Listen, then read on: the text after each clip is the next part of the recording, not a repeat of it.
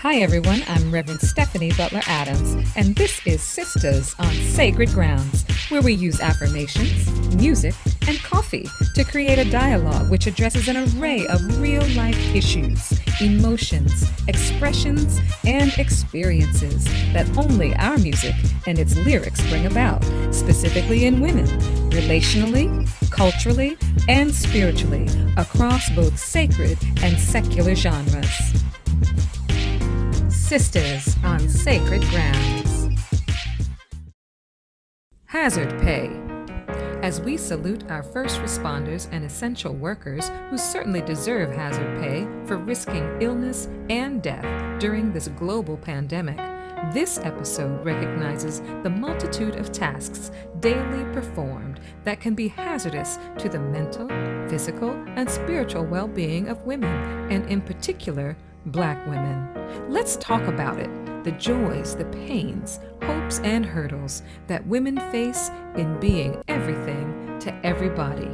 Right here with Sistahs on Sacred Grounds.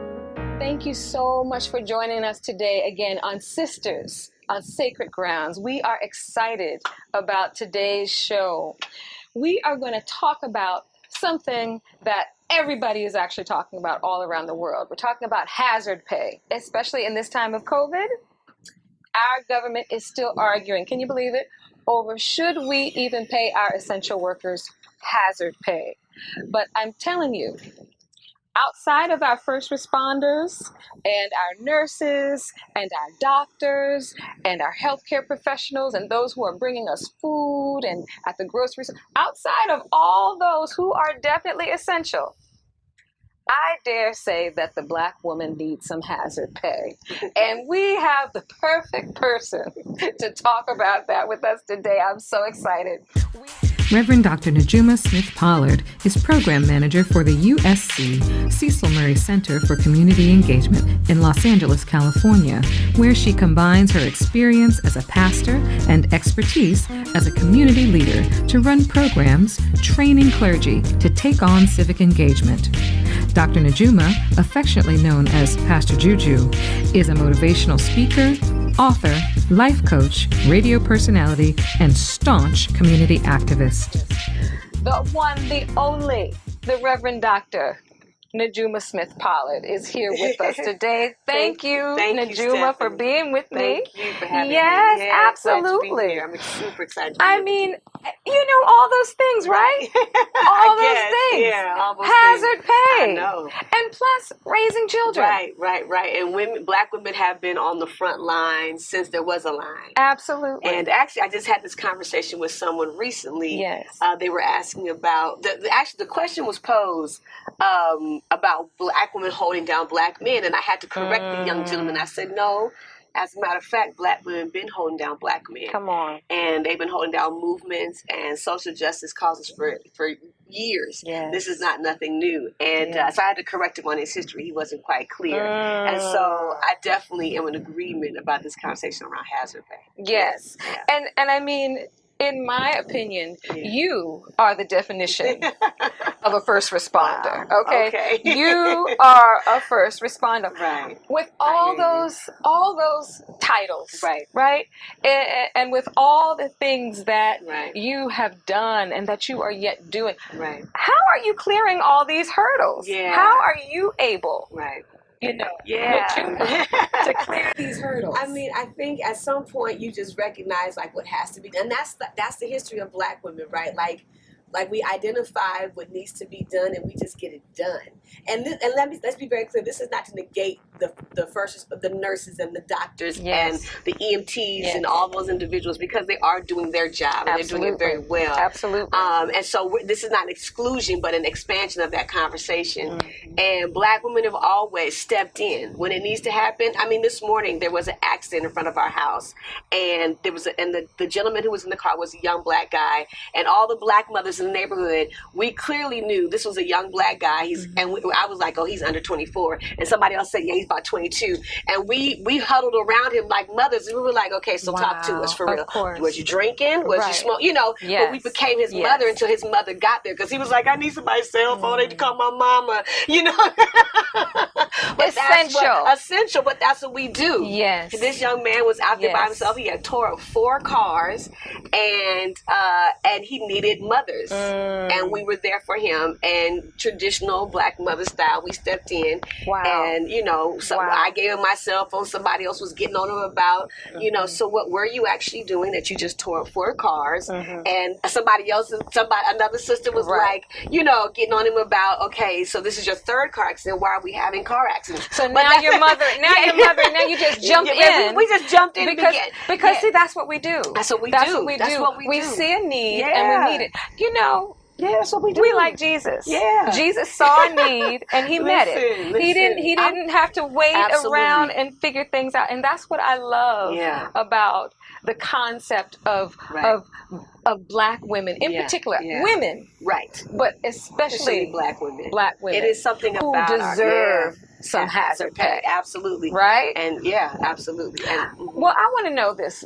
How we're in COVID, right? We're safe at home, right? We are doing all the things that they tell us to do. Absolutely. How has this crisis really affected your personal spirituality? How has it affected your personal mindset about, you're a pastor, about church? How has it affected you? Right. Honestly, in the beginning, like a lot of people, you thought, okay, well, it's something temporary, a temporary shift, and you're kind of waiting it out, and then you're like, it may not pan out. Like initially we were just kind of like, okay, it'd be a couple of weeks of inconvenience. We'll just settle into the inconvenience. But then it dawns on you like, this is not for real, but this is not going to change. And I think for me, there was a moment where I wouldn't say depressed, but down. Like God, what is this, and what are you doing, and why are you doing it? And you have to take that time to kind of understand the times, and then for me, I had to do all that with my children as a single mom, and so it was hard. Like it was hard. Like there were some days where it was like, and I remember telling my bosses, I work at USC in addition to ministry, and I remember saying to her like, listen, you got to give me a week to wrap my mind around all of this and the change, and the change in ministry, and having to figure out how to minister to my congregation, and then become like this, every Sunday live streaming. And it's one thing if we kind of do it every now and then on Sunday, as we did in the past. We kind of did it every now and then. We felt like it, but like you had to do it. And the first couple of Sundays were total.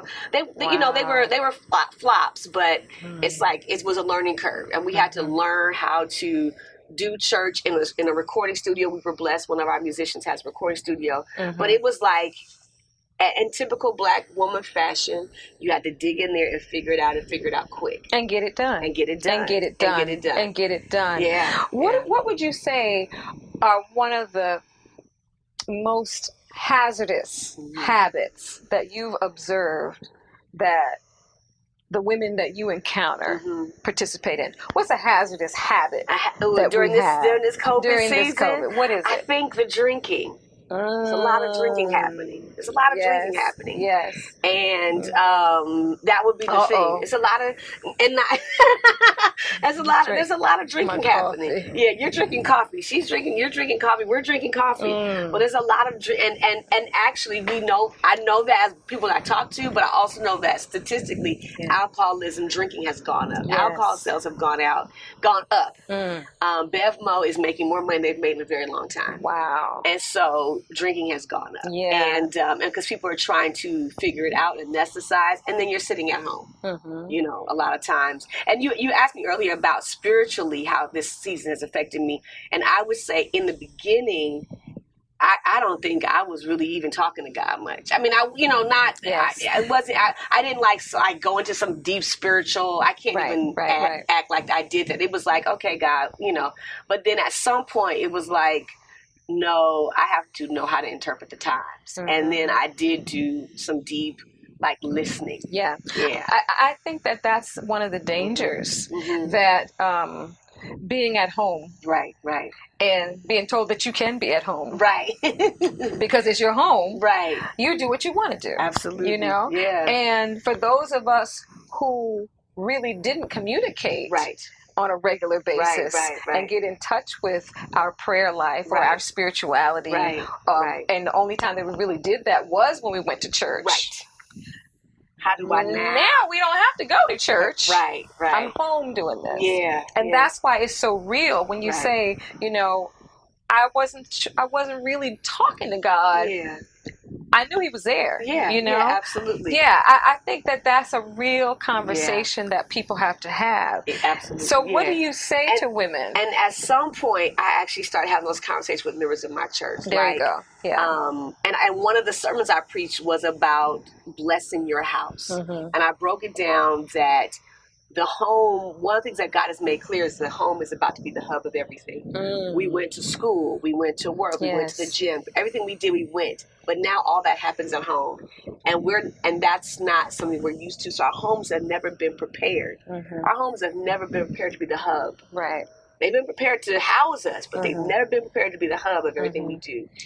And and I started having those conversations with people and then our congregation and really pressing the issue on preparing your home to be a hub, and that starts with prayer. Preparing your home to be a hub of everything. You know, a hub is like where everything happens. Yeah. And we've never had the home be the place of everything. It's been the place we've left from.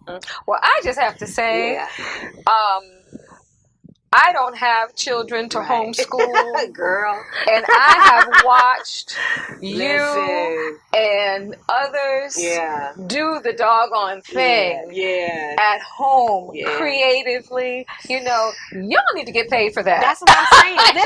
Listen, no, you need to get paid for that. I straight up put that on the post. Like, are we gonna get teachers compensation? Right? Because I know are we getting teachers paid? Like, because I know the teachers they're online, but when y'all not online. Us mamas got to kick in. So are we getting part of the teachers' compensation? I put that in the post and everybody laughed. And I was kidding, but I was you know kidding, not kidding. Well, if you were in charge, say you was in charge. I think Congress. What would you do? If I was in charge, which I plan to be governor one day of California. Come on.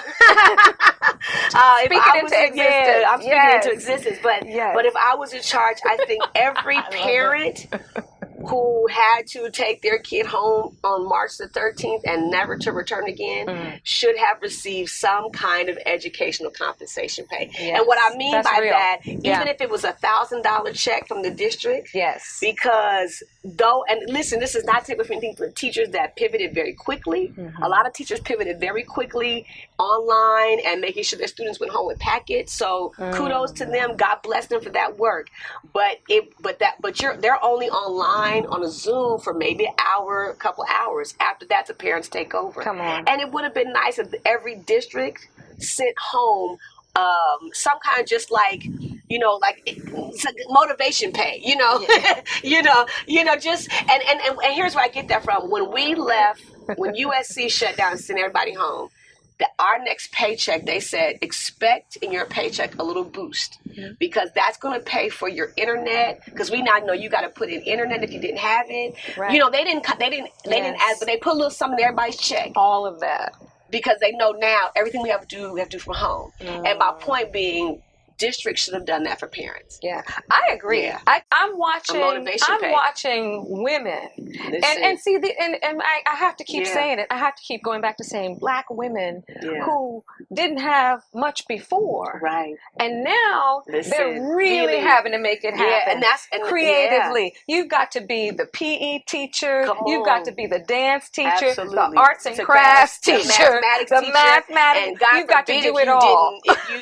And think about when we talk about LA, especially the inequities in education, right? So you have parents that got 3 and 4 kids who themselves didn't graduate from high school. Goodness. Now I got to teach you math that I have no clue about. And so those families should have received some kind of boost pay. I agree. Yeah. Hey everybody, it's time for the tea about coffee.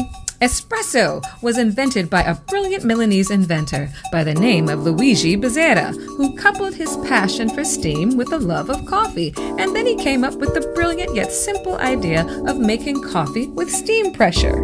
If you know a woman who loves her coffee, here's how to make her happy. Prepare her coffee. bring her coffee and be her coffee.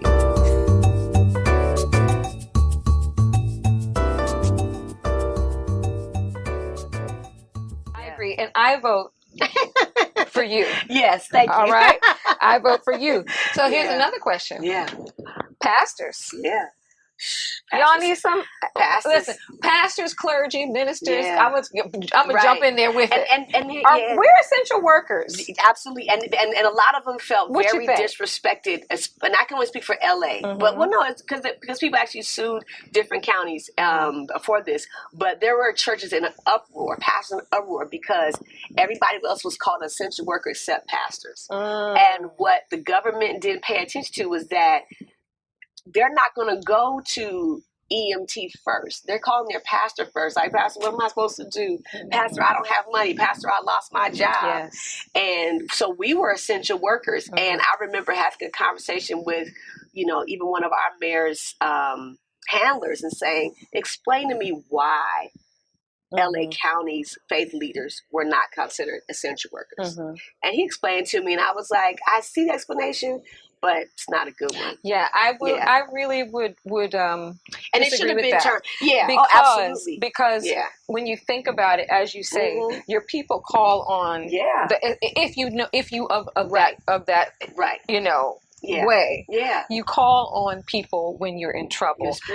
Your spiritual leaders, and oftentimes we do put ourselves in harm's way. It was a lot of pastors that were right on the front lines, and so and pastors, we were very upset not being considered essential workers. I think they tried to crib it up, and made it very clear that we're talking about a certain kind of worker, and that we, because I remember the mayor at some point, he probably had heard enough people fuss, but I remember him making clear, like, faith leaders are essential. We're not saying you're not, but we're talking about particular skill set and profession. Understood. And understood. Now, some of these pastors who haven't been doing very much to begin with had to figure it out. I'm saying. So, in my opinion, I think that this really did push a lot of people to.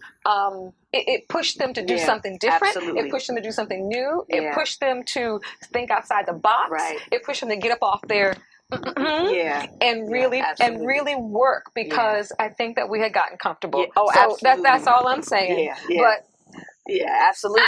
I'm gonna say two things. I'm gonna say two things about this. Number one, this COVID thing was a great leveler. Like, it didn't matter if you had 20,000 or 2. You still had to go online with your service, right? And you still had to figure it out virtually. And you either rose to the occasion or you diminished and disappeared. One or two things. And there's some that are floundering in between. But as we get more and more into this season and realize that it's not turning around, you either rise to the occasion and stand out, or you will flounder and disappear. And So, Najuma, let's talk about our mental health. Okay. Black women, right? So, I read this article by Dr. Angela Neal Barnett. And she wrote this article. The title of the article was "To Be Female, Anxious, and Black." Wow. Yeah. Not young, gifted, and black, but to be female, anxious, and black. And in it, she talks about anxiety disorders. Now, I can relate to that. I have dealt with anxiety. Absolutely. I have dealt with panic attacks. I've dealt with it. But she says that anxiety disorders are more chronic and intense in Black women than our white counterparts. And then she says a lot of it stems from the perception of how Black women are viewed, especially in our country, in the United States, right? So you've heard it before. You either strong Black woman, angry Black woman, or you the Jezebel, or the video vixen. You ratchet, you ratchet the land. It's always one of those, you know? And I never thought about how we are perceived can actually cause subtle anxiety. Can you speak to that? So I can, because recently I cleaned out my medicine drawer and I didn't realize over the years how many medications I had taken for anxiety. Wow. And I was like, What? not recently. Wow. They were from a particular time period. Yeah. Uh-huh. Yes. But Yes. but I didn't realize, like, whoa, I was really, and everything was for autoimmune disease, all of it symptom anxiety, right? So let's talk about the strong Black woman. Yeah. And the need to live up to that, right? The need to. And I talk to women, I counsel women, I pray with women all the time who feel like, I gotta be the one to save my family. Nobody else will do it. It's gotta be me. And so that creates anxiety. When not only when that is placed upon you, but now you take ownership of that role. Right. Like, you gotta be the one to fix everybody. You gotta be the one to fix your man, your kids, your family, his family, their family, and the people in your building. Right. Right. And so. And then you still have to show up for work. Then you have to show up for yourself to whatever degree, which usually isn't happening, which is why the anxiety kicks in, which is why there's eating disorders, which is why there's alcoholism, which is why there's ways that Black women are anesthetizing and trying to cope and self-medicate, right? Because there's actually no way for me to physically, emotionally, spiritually take care of everybody. So, which of them have you ever been accused of being?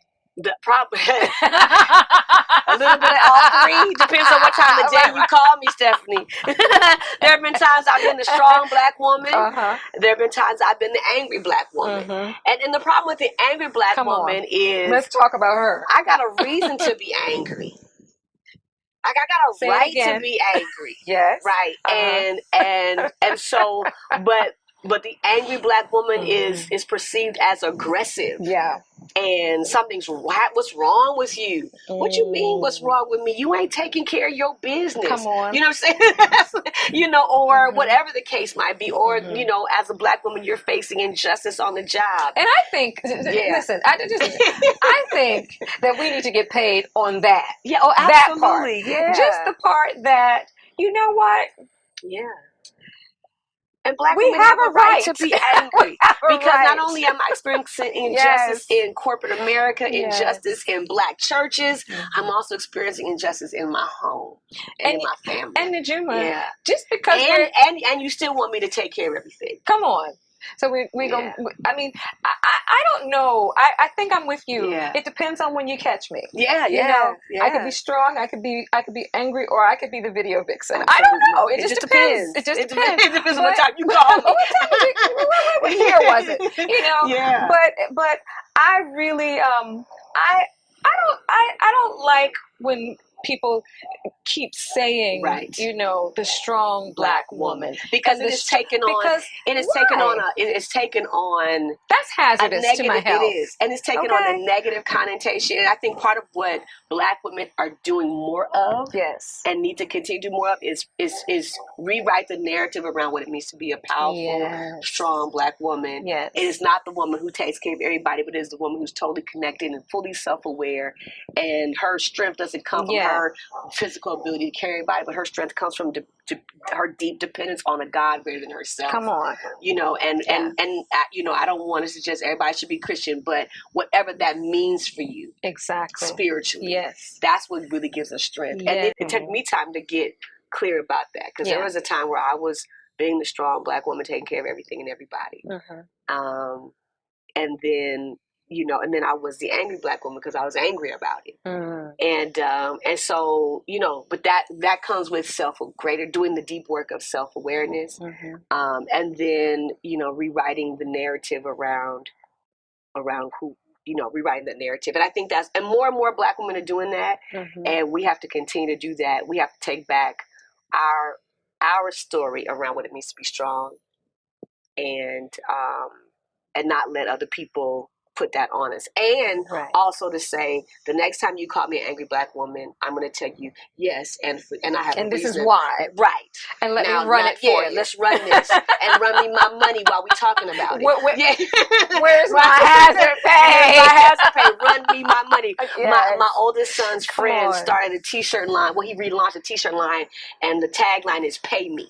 And so Wow. Black women have to start telling people, "Run me my money." And we're doing that more, but we got to do it more often. And Black women have to receive and accept that they're worth it. Absolutely. We are worth every nickel penny, and dime, every last, every dot and tittle. Yeah. I want what I want because I'm worth it, not because I'm being belligerent, Right. and not because entitled. I'm angry, and not because I know my worth. Right. Come on now. Yeah. All right. So look, get me started. I love it. Yeah. No, I think it's run me my money. That's my tagline. Run me my money. So look, we're in the midst of everything going on, right? And even though, I keep hearing people say, 2020 sucks. 2020, I'm done with 2020, and I hate 2020. Come on, 2021.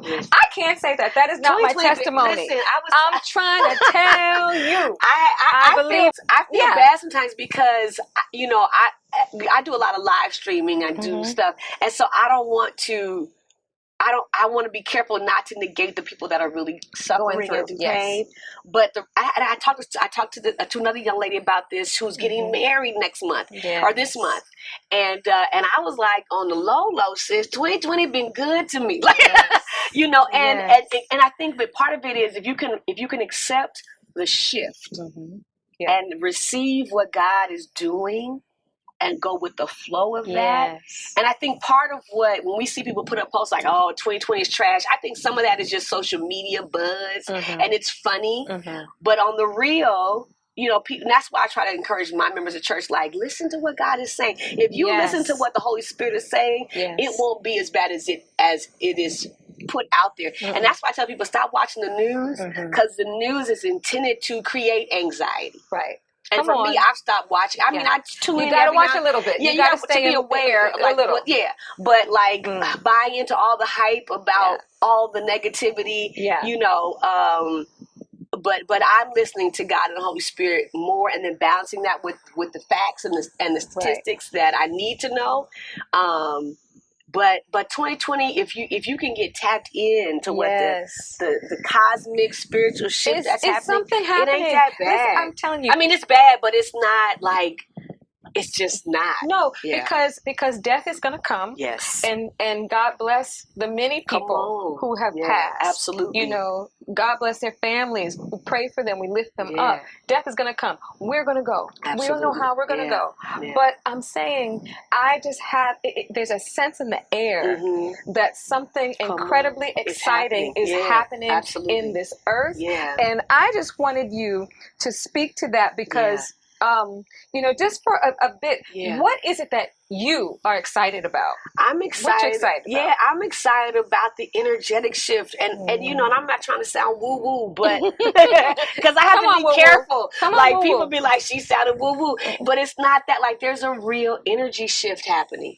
And and even to the point of, like, when you think about, and I heard Jamal say this, like, there's been he said the number of people that have died. He says, so if you are not in that number, all the more reason why you ought to be praising God. So I can do two things with the number. I can see the number and let it give me greater anxiety and stress me out, or I can see the number and it be the reason I go into my prayer closet and tell God thank you.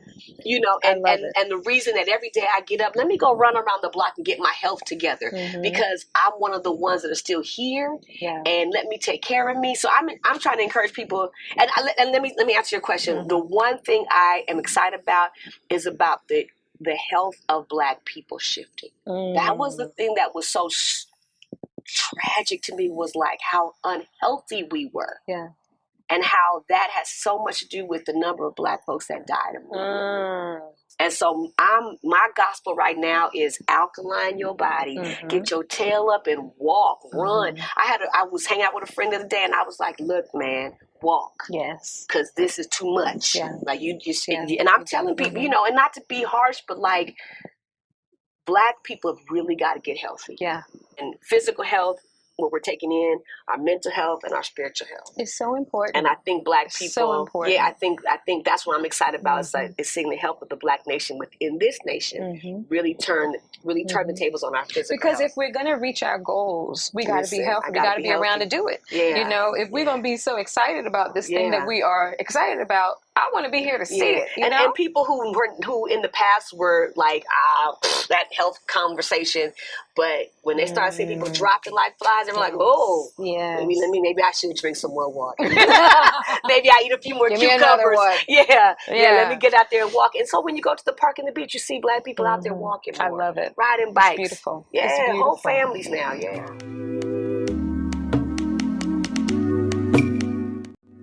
Going through struggles? Keep moving. Reimagine how you will emerge. Changed, but triumphant. You might not have planned for the journey, but your faith will certainly get you to your next destination. And that's today's coffee break. Well, Najuma, this has been a fabulous conversation. One of the things we do on Sisters on Sacred Grounds is, outside of enjoying some nice, freshly brewed Sumatra. Come now. Okay.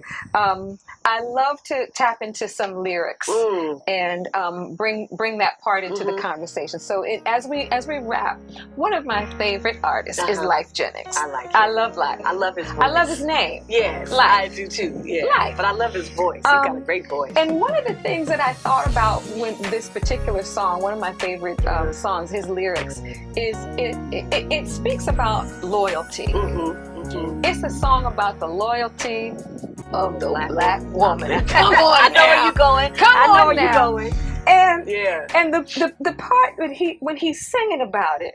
Yeah. He said the song's called Must Be Nice. Yes, I know that. I know that song very well. I played it for a few. Have you played it for a few? Listen, just press play. Alexa, I need you to listen. I need you to listen. To Yeah, this I played it for here. a few folks. Yeah. But really, I believe that there's so much spirituality that you can find, even in secular lyrics. Yeah. And I've been doing this my whole life. Before I even became a Christian, God started talking to me through secular music. Absolutely. And so when I hear something, I'd be like, dang, and that's he's real. it's like he's dreaming of a loyalty of a woman that he can count on. Nice to have he that. says it must be nice having someone who understands the life you live. Yeah. Having someone who's slow to take, quick to give. Oh, what? Yeah. Having someone woman. who sticks around when the rough times get thick. That's a Black woman. That's us all day. Absolutely. And because of that, we need that hazard pay. Absolutely. Because my thing is, if we were the woman that we not that we would marry ourselves or that we would be ourselves, Right. but it's like, that's that right there. Yeah. That sounds like something that's attainable. That sounds like something I want to be. Absolutely. Yeah. And then the hook. Yeah. Even when those hustling days are gone, she'll be by your side. She'll be there. Yeah. Black women. That's a Black woman. Be by your side, holding you down. Yeah, absolutely. So in conclusion, we want you to come back to Sisters on Sacred Grounds because we love the conversation. I could talk to you all night. Absolutely. Luke chapter 1 verse 44 says, "Blessed is she who has believed that the Lord would fulfill his promise to her." Yeah. That's my blessing. Amen. That I would pray upon you. Thank you. Then Proverbs 31:25 says, "She is clothed with strength and dignity." Amen. And she laughs without fear of the future. Come on, girl, and laugh. I love it. Without fear of the future. Yeah. As we close, won't you give us some affirmations? Give our women some affirmations that we can hold on to. Okay. So an affirmation that I do at home, and I've taken on meditation practice a lot in these last few years, with especially I've been doing it for several years, but in the last couple of years with the death of my oldest son. But the affirmation is this: I am abundant. I am blessed. I am whole. I am abundant. I am blessed. I am whole. I'm whole. And just repeating that. And I got a bunch of others that I do, but that's the one. Yeah. I like it. Can we say it together? Sure. I am abundant. I am abundant. I am blessed. I am blessed. And I am whole. I am whole. Yeah. Thank you. Thank you. Reverend Dr. Thank you. Najuma Smith-Pollard, for blessing us Thank you for right having me. here on Sisters on Sacred Grounds. And we are so excited that you took time to join us today. Join us again as we continue the journey in music, affirmations, and coffee to create a dialogue. And we deal with real issues that affect women every day. God bless you. God See bless you you. next time.